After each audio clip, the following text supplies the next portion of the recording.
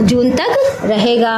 और इसके पीछे की एक कहानी और है, चलिए वो भी मैं आपको सुनाती हूँ। वीडियो में बने रहिएगा, बहुत ही रोचक कहानी है।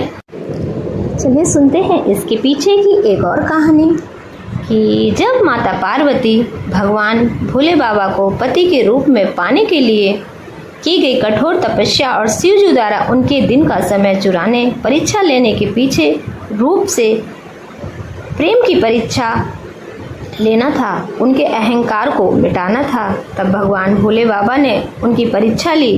वो कठोर तपस्या कर रही थी, उन्हीं में से उन्होंने कुछ दिन चुरा लिए थे। चलिए सुनते हैं इस कहानी को। माता सती शिव की पहली पत्नी थी। पत्नी के शरीर त्यागने के बाद उन्होंने पार्वती के रूप में हिमालय के घर में जन्म लिया था।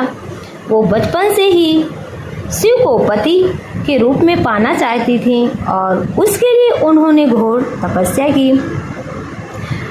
पार्वती एक राजकुमारी थी। शिव उन्हें यह समझाना चाहते थे कि केवल ऊपरी प्रेम से राजकुमारी होने के अहंकार से महादेव को नहीं पाया जा सकता है। राजकुमारी एक राजा दक्ष की बेटी थी। उन्हें शिव बनने के लिए कठोर तप के माध्यम से अपनी मानवीय सीमाओं को त्यागना होगा। भोले बाबा ने उनकी बहुत कठोर तपस्या ली, लेकिन पार्वती अपने प्रेम के परीक्षा में बहुत सफल हुई। शिव जी जानना चाहते थे क्या पार्वती का प्रेम निश्चल है या नहीं है। इसलिए जब पार्वती वर्षों तक तपस्या कर रही थी तो शिव ने स्वयं एक ब्राह्मण का रूप धारण किया और पार्वती के पास गए। उन्होंने शिव की बुराई की, जैसे कि वो अघोरी है, शमशान में रहता है, उसके पास घर द्वार कुछ भी नहीं है, कैसा अवघड़ी भेष बनाए रहता है, तन में भस्म और सांप बिच्छू लपेटे रहता है, ताकि पार्वती का मन विचलित हो सके। लेकिन पार्वती उनकी किसी भी बातों का कोई असर नहीं पड़ा। वो अपने दृढ़ संकल्प में अटल रहीं।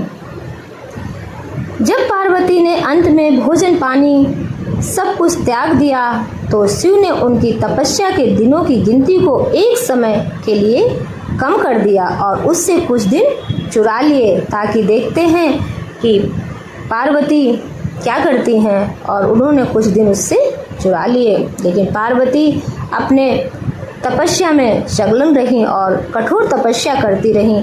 पार्वती की कठोर तपस्या हजारों सालों में संपन्न होकर अंत में भगवान शिव ने अपनी पत्नी के रूप में स्वीकार किया। उनकी तपस्या इतनी महान थी कि उन्हें अर्पणा, बिना कुछ खाए पिए तपस्या करने वाली कहा गया। कहते हैं उन्हीं में से जो दिन उन्होंने चुराए थे वही दिन ये जो मलमास का महीना होता है इसमें जोड़े जाते हैं। बोलिए भोले बाबा की जय, माँ अर्पणा की जय। अगर भक्तों आपको मेरी ये कहानी अच्छी लगी हो, थोड़ी सी भी जानकारी मिली हो, तो मेरी कहानी को लाइक कमेंट शेयर ज़रूर कीजिएगा। हाइप का ऑप्शन आता है, हाइप दीजिएगा। और अभी तक मेरे चैनल पर बने हैं तो उसके लिए बहुत बहुत धन्यवाद। और नए हैं तो मेरे चैनल को सब्सक्राइब ज़रूर कीजिएगा। मैं इसी तरह की अच्छी अच्छी कहानियाँ लेके आती हूँ। जय माता दी।